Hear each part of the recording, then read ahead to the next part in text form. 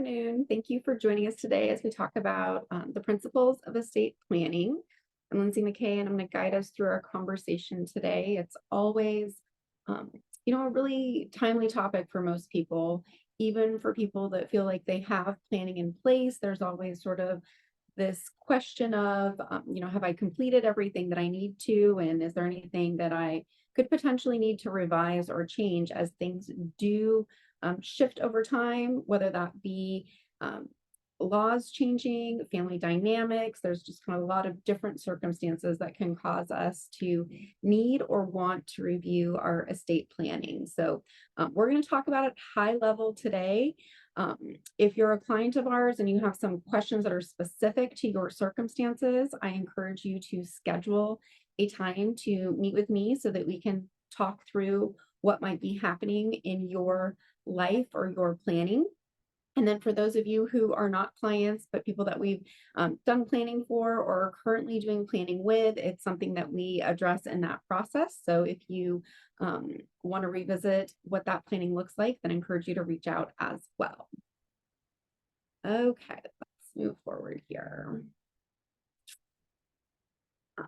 So just a reminder, the replays of our webinars are available on our website. So if you want to revisit the conversation that we have today, or if you're curious about other topics that we've had webinars on in the past, you can find all of those replays on our website. Recently, we did Social Security, tax planning. We have a family preparedness webinar, which is one where we talk about not so much the legal side of planning for incapacity or passing away, but much more the really what's the daily kind of impact that it would have for your family, what information you need to share with them, and what that can really look like. So it's kind of adjacent to what we're talking about today. As we are talking about estate planning today, I'm going to remind you all that I'm not an attorney and this is not legal advice.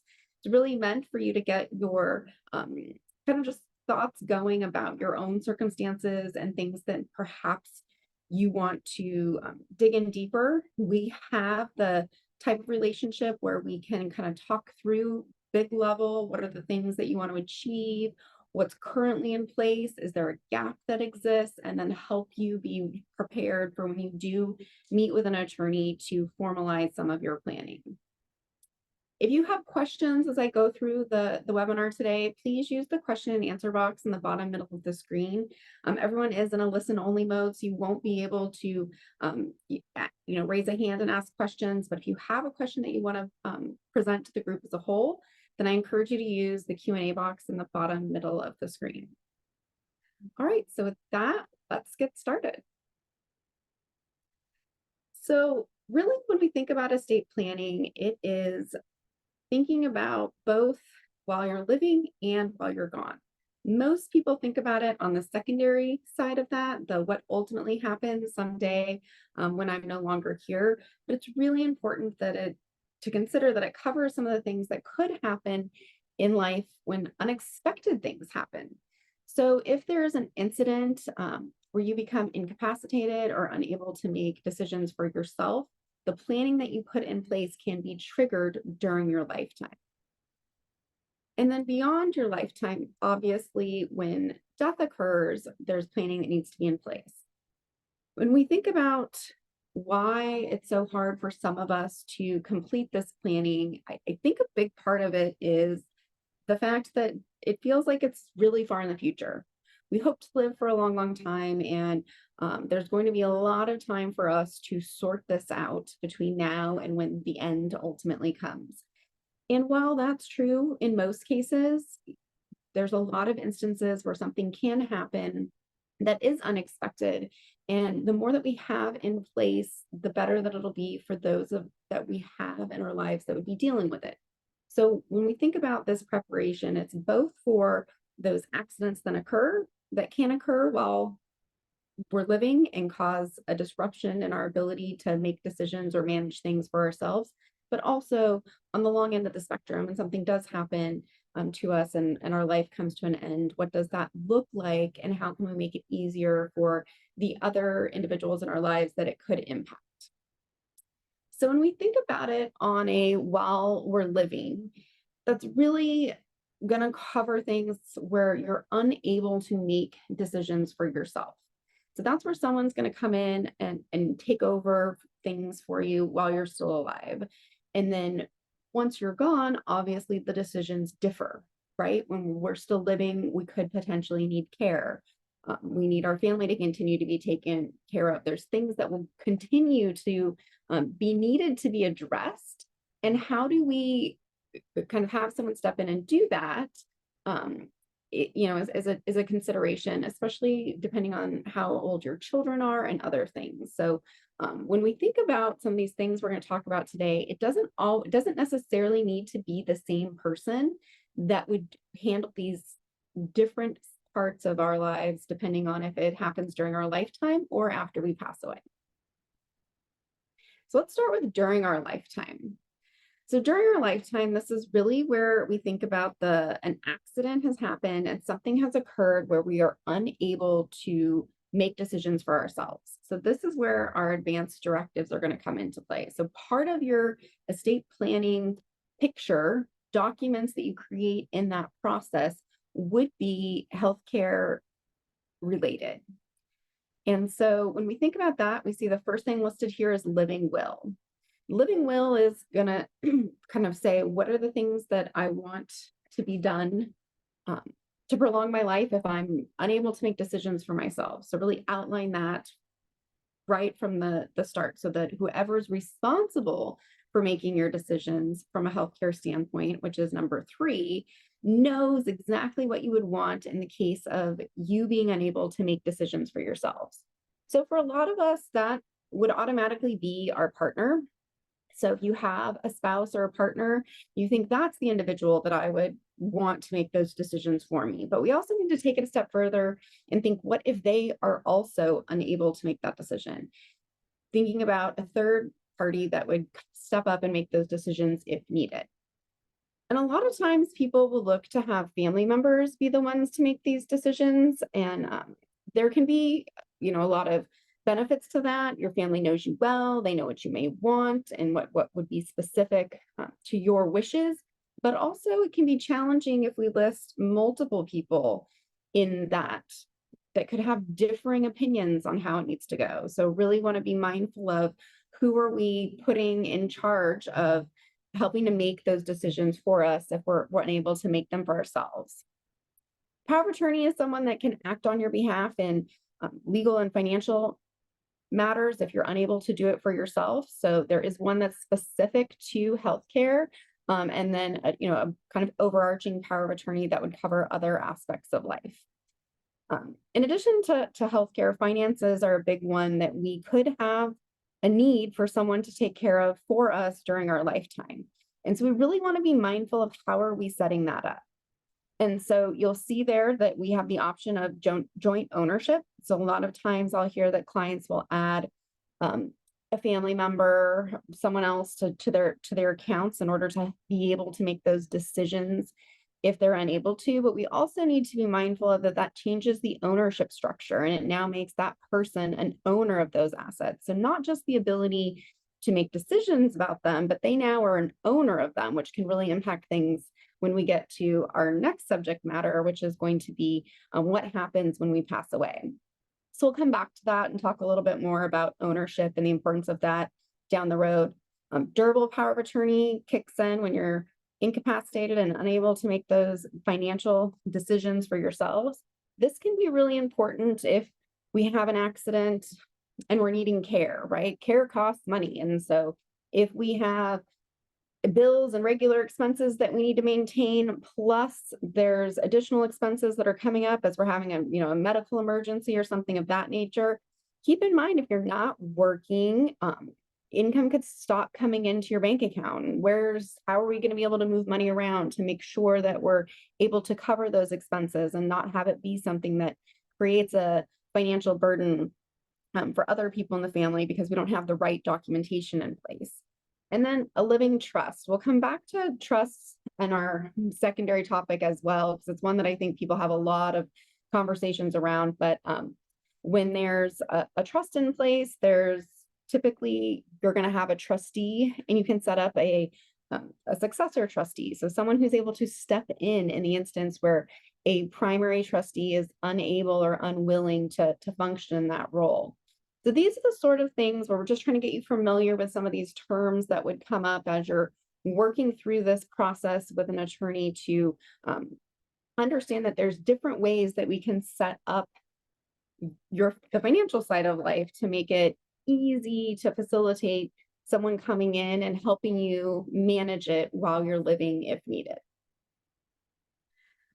So we talked about each one of these previously, but I think it's important to note that they're actually separate documents. And so when we go through the process of setting up the legal side of things and get official documentation, there will be separate documentation for some of these different areas. And so by the time that you come out of an estate planning process with an attorney, there's multiple documents in addition to your will, which is the last will and testament. You'd have a living will, a power of attorney, a durable power of attorney for healthcare. And so it's really important to just kind of recognize that there's different documents that come into play for each of these. And I call that out because a lot of people think that there's a singular document that's going to cover everything, and it actually is separate documentation.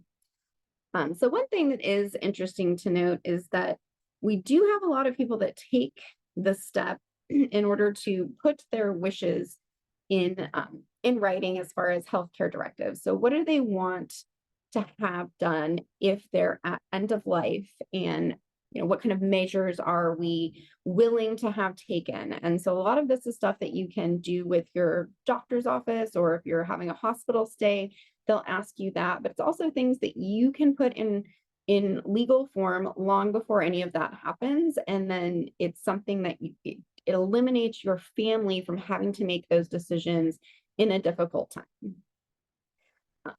As far as the financial side of things, the thing that I'll highlight here is that power of attorney is really going to be the thing that most frequently comes into play for people that have someone outside of a co-owner or a trustee on their accounts stepping in to help make financial decisions. And a lot of times each institution has their own documents that they want to have. So we want to have this main legal document that's current, so ideally updated in the past 5 years. But then if we're going in and stepping in to make decisions in someone's financial life, it could be that the bank has its own document that we need to put in place. And for our investment accounts, we need to have a different document to put in place. And so this is sort of the quarterback document that allows us to take steps on others, but it's just a note to say that there are kind of different documentation at each financial institution. So I think most of you kind of understand the high level, what we would want to make sure we have in place if something were to happen to us if we became incapacitated. The thing that I'll mention before we move on to after your death is making sure that you ask this question of people that you may be in the position to take on those responsibilities for them. So for many of you on this call, I'm thinking about your elderly parents that you might have. What do they have in place? And have a good understanding of what role you would play if that does occur. In many instances, they'll divide responsibility among family members. So it might be that you're responsible for the financial side, but a sibling is responsible for the healthcare, or vice versa. I think it's just really helpful for everyone to know ahead of time what role they're going to be asked to play if that comes about, and make sure that doesn't cause any confusion or challenges amongst family members. And I would say the same is true for you. If you have people in your life that you're designating to make those decisions for you, if the time comes, share with them ahead of time that you listed them, and make sure that they understand what your wishes are, so that it's not something that catches them off guard at some point in the future. So really, we started the conversation today touching on the fact that this is a challenging one for people to get through, because we just always feel like there's going to be time. So that's the thing, the first hurdle that we have. But there's also this hurdle of once, maybe the first one or two questions are easy to answer and straightforward. But it's really as we start to get in further into estate planning that it can be a little bit more challenging to make some of these decisions. And it can be cumbersome to the fact where we just don't see it all the way through. And so you can see here that the vast majority of American adults do not have a will in place. So I think we want to, start out with just reviewing what a will is, what does it cover, and what happens if we don't have a will. So the will, this is again your last will and testament. That's going to really cover the who are you asking to facilitate the closing of your estate. So when you pass away, assets are going to pass to either beneficiaries or flow through your estate. And the executor that you name is the person that's responsible for seeing this process through. If there's anyone on the call that's been an executor, you know that it can be a cumbersome job. It is definitely not always an easy lift. And so it is something that you really want to give some consideration to who in your life would be the individual or individuals that you would want to do this. If you do not have someone that it's obvious that you would want to list, a lot of times it'll happen later in life when you say, well, all of my siblings and friends are roughly my age. I'm not sure that I want to list someone that's in their 80s to be my executor because they might not be here when the time comes. And I don't have anyone that's younger or another family member or someone that's an obvious person to list. There are third-party companies that you can list to be executor of your estate, and that's something that your estate planning attorney can help you with. Names and guardian for minor children. This is important for anyone who doesn't have, or I guess still has young children. That's an extremely important part of your will. How to distribute your estate. So who does it go to? I mean, that's a part of the process is to really determine how you want your assets to be distributed. And then I'll note here that a will goes through probate, and we will talk about probate in a minute because that's a question we frequently get from clients. But before we jump to probate, I want to talk about what happens if you do not have a will. I think that most people have a fairly good understanding of this, but the estate essentially has a process that you would flow through. They step in, they appoint the executor, the state laws determine how your assets will be distributed. This is really important if you have specific desires for where your money will go. If you don't have a current will or current beneficiaries on your assets, then the state gets to decide who it goes to, and that does vary from state to state, but it typically is going to be some form of your closest blood relatives, and that's not always the case that people want their money to go to relatives. It could be that they have charitable wishes or other ideas, and so it's really important that we don't default to the state being in charge of distributing our assets. The other thing is that settling an estate is a process. It does take time.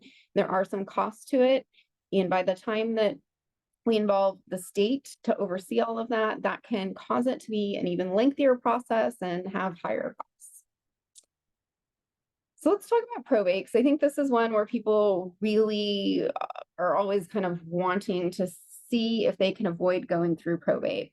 And probate is really just the reporting of your estate. So your will gets filed with the court, and then the court has a recording of what your wishes are and how your assets are going to be distributed. And so part of the reason why people want to avoid probate is because it's an added step, right? It takes time and it's a process to go through, but there's also people that want to avoid it because it's a matter of public record. So if you have circumstances that are such that you do not wish to have your will be a public record, that would be a consideration to say, are there other options for me than having to go through probate? The process to go through probate in Washington State is relatively straightforward, but again, it is a process. You file with the state, your executor gets a letters of testamentary, which enable them to act financially on your behalf. All of your assets that are going to go through the probate process get recorded, and it hopefully gets closed out within a 9-month time period. So it doesn't need to take that long, but there is sort of a time period where they're looking to have your estate closed out. So the real question that we end up getting are, what can avoid going through probate? And so essentially, probate's the process of reporting your will and having it be on file. So anything that's going to pass through your will is what is going to go through probate. What does not go through probate, this is where we look here at non-probate assets, are assets that are going to transfer either by title, so that's jointly owned property with right or survivorship, beneficiary designation, so your retirement accounts, transfer on death, payable on death, and insurance and annuity policies. Those all are ways that you can have beneficiaries listed on an account. And again, the way these pieces that we're going through, this is going to happen regardless of what your will states. So it's really important that if you have a will and you have any of these non-probate assets, that they line up, that you've set them up so that they are aligned to transfer the same way and are not in conflict. Trust assets, we're going to talk a little bit more about trusts here in a minute, but trust assets can exist where there can already be assets in a trust while you're living, or there can be a trust that's triggered upon your death. And so when we talk about trust assets here, those are trusts that already exist prior to you passing away. So it's not a trust that triggers upon your passing. Community property agreements, and then small estates. In the state of Washington, and I know we have clients that are in various other states, and so I'm just talking about Washington specifically. If you have assets that would flow through your by will but it's $100,000 or less, that's considered a small estate in Washington, and you can use a small estate affidavit to file with the state as opposed to having to go through the whole probate process. So this has become a lot less common because most people, when we think about assets that fall outside of these non-probate assets that are listed here, a house is one of them, physical property. And so with many people having large assets in their homes, there's fewer and fewer opportunities to use this small estate affidavit these days than in previous generations. So let's a little bit of time talking about trusts. Trusts are something that come up frequently. People are always asking, do I need a trust? Should I have a trust? What does a trust look like? And so, as I mentioned, there's a lot of different ways that trusts can trigger. And so if we have trusts that trigger prior to passing, so these are trusts that are set up before death, then that's a way that we can avoid probate. That can get assets out of our estate, right? We set it up prior to passing away. Now, not all trusts are going to have assets be removed from your estate. And so we need to make sure that if that's an objective, we set up the right kind of trust. But that's, another objective of a trust, being set up prior to passing away. The rest of these pieces on here are trusts that can be set up at our passing. So those are trusts that can be listed in our wills. And so that can include asset protection, providing for minor children, supporting a surviving spouse.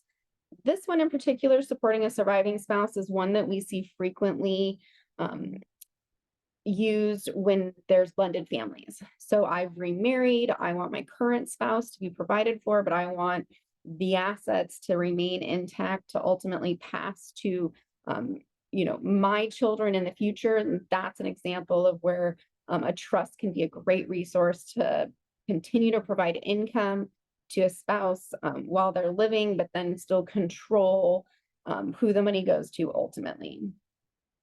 Special needs planning, so we're seeing that more and more, where someone in our family needs to be provided for, but they're not in a circumstance where they can or should be responsible for the assets. Charitable giving, that's one where this can be triggered at our death or before, where we can set up a trust where the money is going to go to charity, and that again can help minimize some of our estate taxes, but also help us control where the assets go. Control over distribution. This one is important, not just to say who you ultimately want the money to go to at your passing, but you can have control past that date. So this is one where we see it, again, there could be a circumstance where there's someone in your family that's just not good with money, and you know it's going to be challenging for them if they get a large sum all at once. And so we want to set it up so that it can be distributed them over a period of time. Or you have, young children where you would want it to trigger at certain ages that the money becomes available to them. So that's something that, again, trust can be a really useful tool if we're trying to have some control from the grave, if we think about it that way.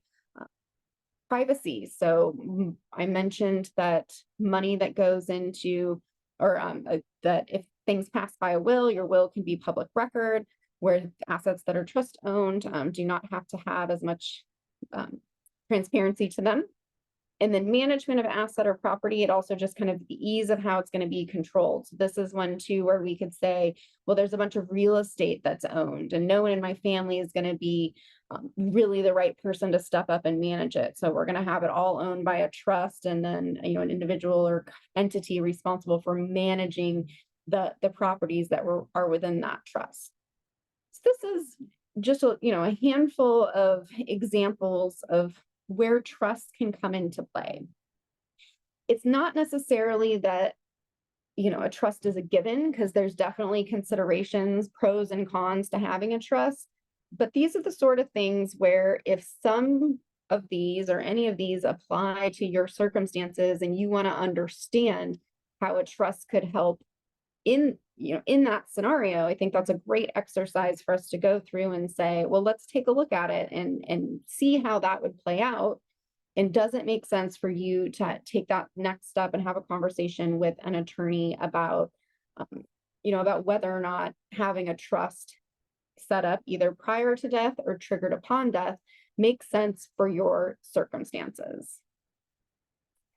One of the biggest things where trusts kind of used to be really popular was because of the value of your estate. So we're going to look at the tax implications from an estate standpoint in a minute.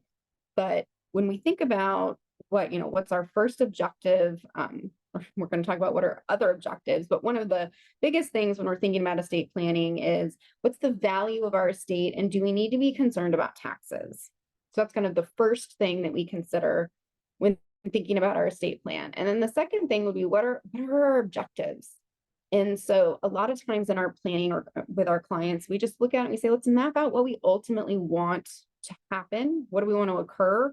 And then how do we back into that to determine what makes the most sense, and really come up with a strategy that's already outlined prior to, meeting with an estate planning attorney or, reviewing and updating estate planning documents, because things change over time, and it could be your circumstances have drastically changed. Could be that they've financially changed for good or for bad.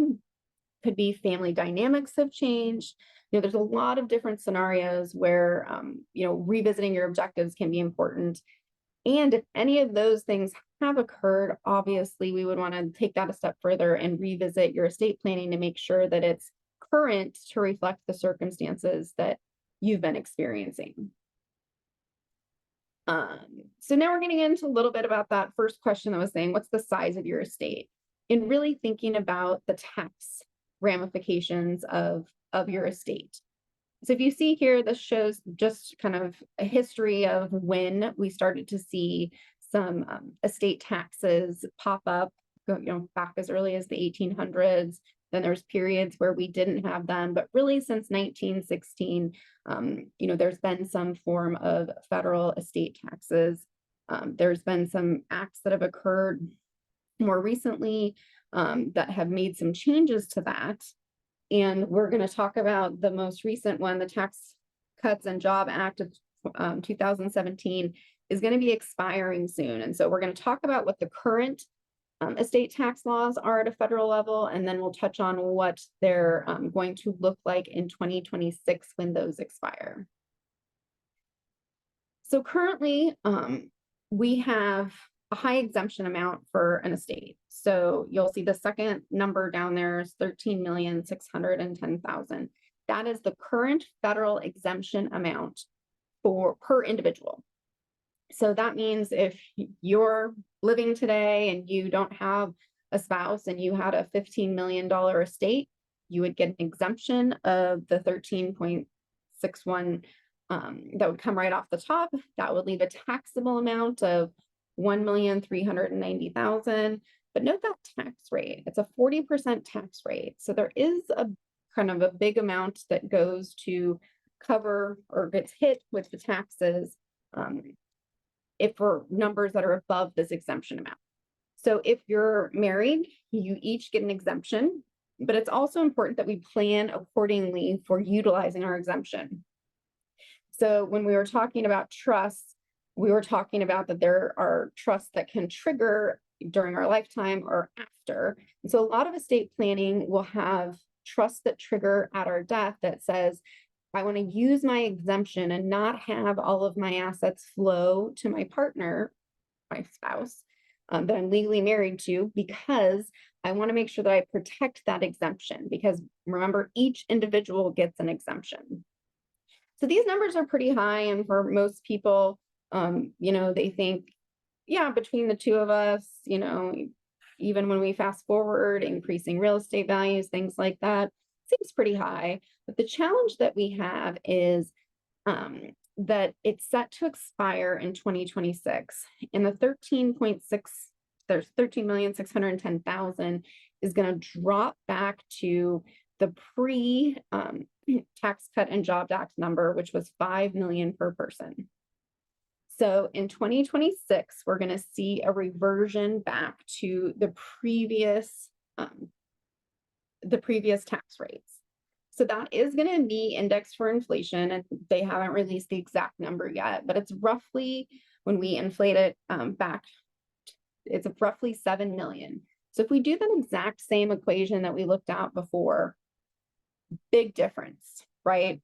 Really big difference. We went from having over 13 million to now 7. So, really almost cut in half. But look what happened to our tax rate. Our actual tax owed went up substantially. So this is one where there is a unique window for people that are in circumstances where they could utilize this exemption amount to think about updating their estate plans before 2026, when this reversion back to the previous numbers occur.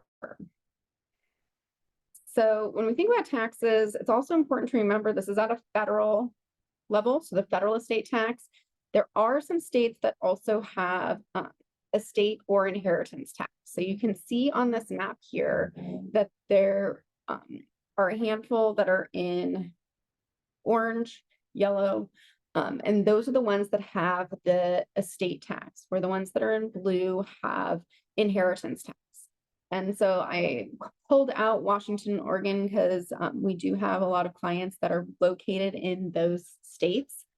And I would just note that both of these states have low numbers. So for Oregon, you'll see it's 1 million per individual, and for Washington, it's 2.19 million. And so when we think about the planning for our tax side of our estate, many of us are going to be saying, I'm not concerned at the federal level.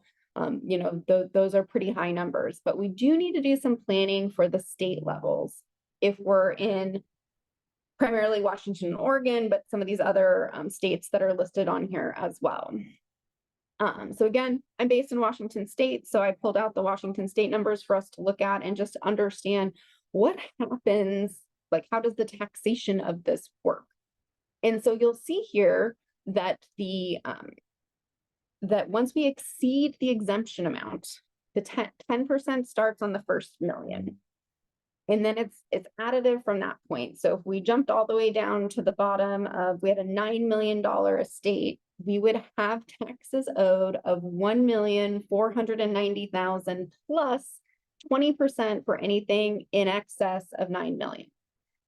So we could end up in a circumstance where we owe a state estate tax, so Washington state estate tax, even if we don't owe it the federal, but you could end up in a circumstance where you owe it both the state and the federal level. And so this is really important when we think about our planning to just say, are there things that we should do to protect our exemptions when we pass away to make sure that we don't lose those benefits? Or if we are going to have taxes that we know are going to be owed, how will they be able to be paid? And this is a really important consideration when we think about liquid assets. So a lot of times we'll have clients who have large real estate holdings. Well, the problem is that we might not be selling real estate at someone's passing. It might be a game plan to continue to hold that. But if we're going to owe taxes, how do we come up with money to pay the taxes? Or if there's some, other circumstances where there's lack of liquidity, or some instance where someone's inheriting a business or some other thing that's of high value, but there's not going to be a lot of liquidity to pay taxes, that's something we need to plan for. So these are the sort of things where your estate planning attorney will help you identify, some of these challenges that exist, not just today, but how they will change when we get a few years down the road to 2026, when we see some of these federal exemption numbers changing, and then separately be thinking about if you live in a state that has a state tax or you're planning to move. That's another thing. If you're going to move states, you need to revisit and update your estate planning to be reflective of the state that you're moving to. So one of the questions that comes about as soon as we start talking about the size of estates and having to pay taxes, people want to know, how can I get money out of my estate and not pay as much taxes on it? And so this is something where there is an annual gifting limit. As you can see here, for 2024, you can gift $18,000 per individual. So in this instance, it's an example where it looks like there's a typo, but there's 3 different recipients that you can gift to of $18,000 each. Or if you are married, you can gift $36,000 to an individual, because it would be $18,000 each.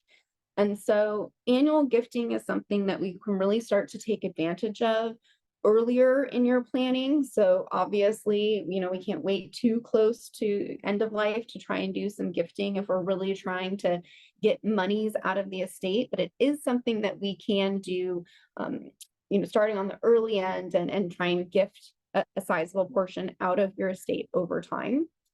And we already talked about trusts a little bit. There are trusts that you can put money in such a way that it removes it from your estate. There are upsides and downsides to that. And so, we can kind of have that conversation one-on-one if it's something that you're considering doing.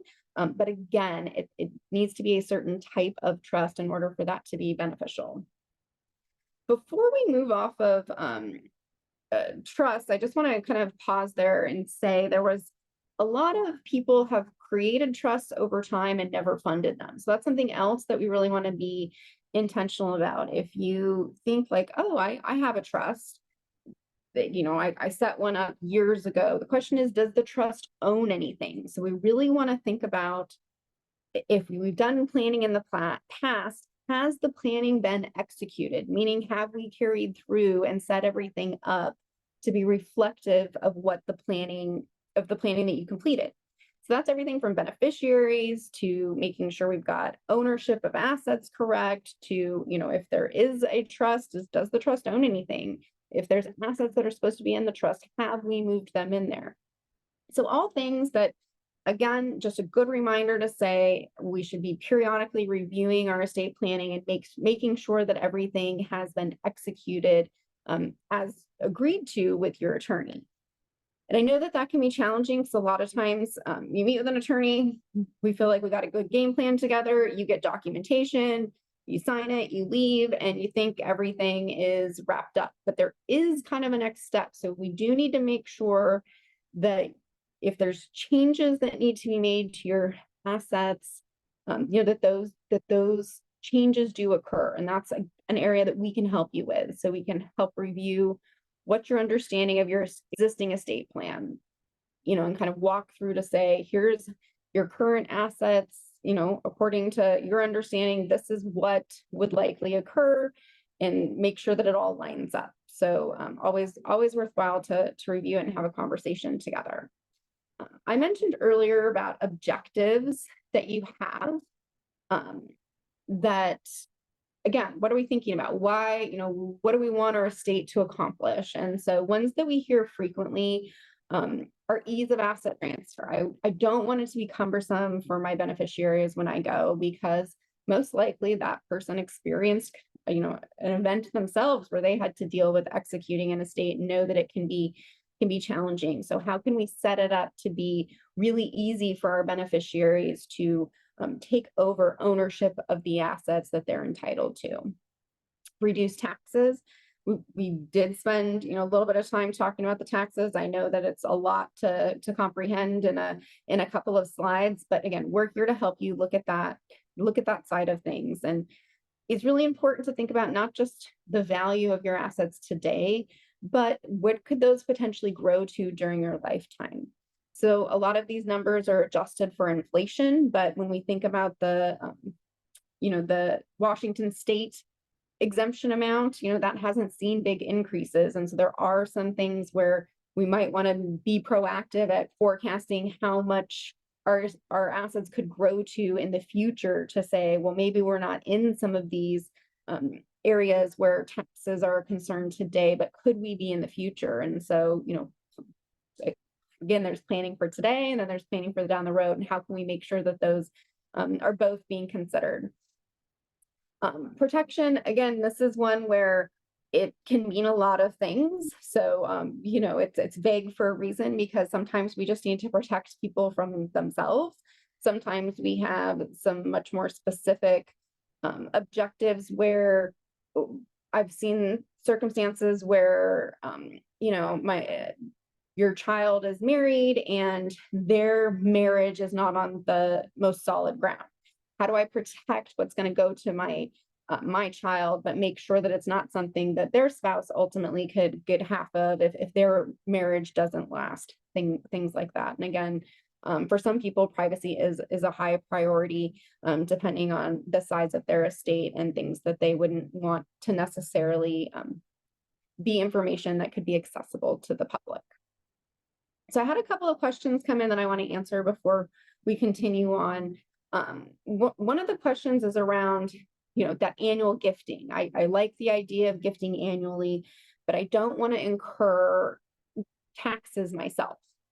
So you can gift stock investments, if you have an investment that you've got, let's just say you have a highly appreciated stock that you bought many, many years ago, and it's kind of gone up a lot in value. So you have a lot of it, but you don't want to sell any of it to pay the taxes. That's something that you can gift to an individual up to that $18,000. But then they would have to sell the stock and realize the gains. There would be some taxes to them, but the difference is that it wouldn't be taxable to you. So if you sold it yourself and then gifted the money, that's a taxable event to you. So some of this stuff is different as far as we need to consider tax ramifications. And again, that's a planning conversation that we can have with you. The exception to that is if you're gifting it to charity. So for some of you that are charitably inclined and like to do giving, gifting highly appreciated stock is a great thing to do to charity, because they're not going to pay the taxes and you don't either. So again, let's look at your full picture and see what makes the most sense for your circumstances. And then there's another one that says, how does the difference between beneficiaries and trusts work?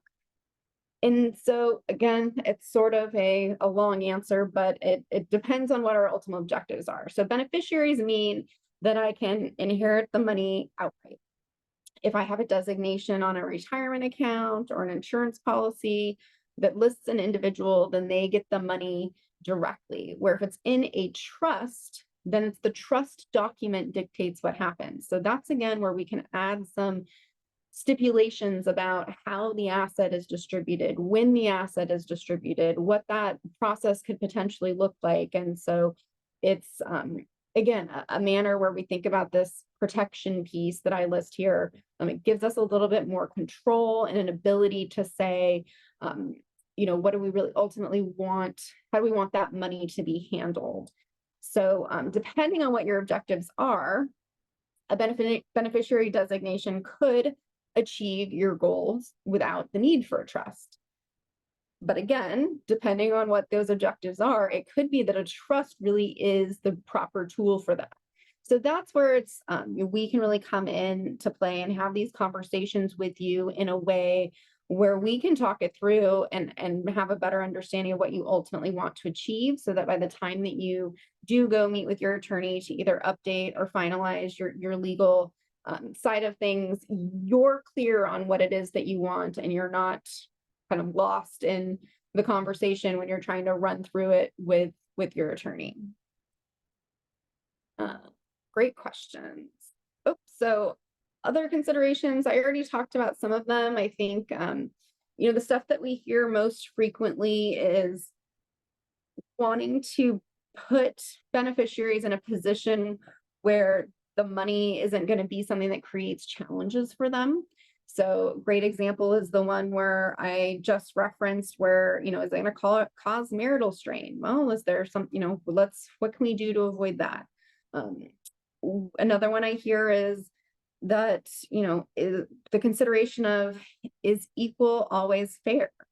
Should I be giving at the end of the day equally to all of my children, or if some need it more than others, should I adjust for that? There's a lot of different scenarios. We talked about blended families. We talked about illiquid assets. So that's one that's in particularly can be challenging to plan around. So if you have a lot of real estate holdings and have multiple beneficiaries, how are they going to agree on what's going to happen with those real estate holdings? It usually isn't as easy as you take one, I'll take the other, because not everything's priced the same. And so we can really help you go through some of those scenarios and figure out what really would make the most sense for your family today, but also, something were to happen immediately, but then also over time, what does that look like as things evolve? Because it can look a lot different 10 years from now, 20 years from now, a lot of things change. So this is where it's kind of an ongoing conversation. And when I'm doing estate planning with people, I always say, let's just try and figure out the next 5 years, as opposed to try and think about every scenario that can happen between now and the end of our life, because, oh my goodness, so many things could occur. And how could I comprehend all of them and plan for them? It can be too much. So if we just bite it off into smaller periods of time, that can help people to really focus on what their objectives are. And then, really say, here's the most important or the biggest priorities for us to address. And so when we think about just, kind of the big picture of estate planning, I think it's important to not get too caught up in, as I just was saying, kind of the million of different scenarios that can occur. Let's focus on what the information we know today, what we feel like is most likely, and come up with a plan that makes you feel like you've got, kind of a good format or game plan to execute on in that near term. And then over time, as life changes, as your circumstances shift, we can revisit that and say, well, given these changes that have occurred, we really would want to now make this adjustment, or here's a new consideration that we didn't have before.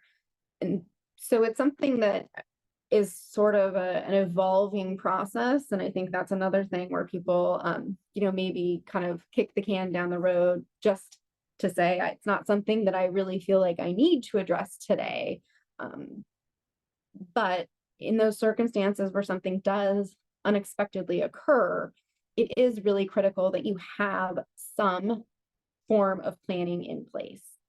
And so if nothing else, I would really want you to consider reviewing your titles of your accounts. How are they owned? One of the things that we've come across is that a lot of times there might be assets that are not immediately accessible to one spouse when another one passes away, because it does take time for things to transition over from an ownership standpoint. So if, if there isn't money at the bank or an investment account that's going to be accessible to you, then that's something that I would say, let's consider making sure we have access to income and assets immediately if someone were to pass away. I would encourage you to review and update beneficiaries and add contingent beneficiaries. Contingent beneficiaries are if I'm married and I list my husband as my primary beneficiary, but if he predeceases me, who's next in line? That's where contingent beneficiaries come into play. And then just kind of start the process of making sure that those most immediate things are addressed. And then we can take the next step to say, all right, let's look a little bit further out and think about now, are there tax ramifications? What are the size of our estate? Mention that that's a good place to start, and just think about, is there planning that needs to be done around that? Because that alone could just be a great place to start the conversation to say, one of our goals would be to minimize taxes. And so what does that look like? And then again, lots of different strategies. There's not a one size fits all, but we can talk about, again, primary objectives that you have and how those can work with those in order to help mitigate some of the tax side of things and other considerations that might be out there. So again, this is really just a high level overview to try and get you to start thinking about some of these different parts of estate planning. We are a great place to start the conversation. I know that I've said it a couple of times that we're not attorneys and we, can't execute on, the fully on the legal planning side, but we can walk through scenarios and have discussions to help you think through some of the circumstances that you might be stuck on, and think outside the box to say, maybe there's an option that you haven't even started to consider that could make sense, and what could that look like? So I've had a really, kind of good success helping people through the unknowns or the questions that they really get stuck on. And it's interesting because when you're younger, it's the really challenging questions and answers. Who's going to be guardian to our children, and kind of some of those things. And then as you get older, your children are grown and maybe have children themselves, and so maybe it's less about who's going to be responsible for your children, but how are you going to provide some financial support to kids and grandkids, and how does that look? Is there benefits from focusing on grandchildren instead of children, and kind of really thinking about like I said, just the different circumstances that you might be in, and how those different priorities or objectives for you could be addressed. So that's all that I had for you today. I do really encourage you to reach out with any questions that you have about your circumstances specifically. And we partner with attorneys. So if you need someone to help you review your legal documents or set up documents for the first time, we have a bunch of different attorneys that we partner with, so we can align you with someone that would be a good fit for your circumstances. And even if it is just to review something that you've put in place, I think it's a really great time to have a review and have a conversation around what your current setup is, and make sure that there's nothing else that you want to consider or should consider. So with no additional questions, we'll go ahead and wrap up for today. I want to thank you again for joining, and look forward to talking with many of you about your estate plans and helping you create something that you can feel really confident having in place. Have a great day.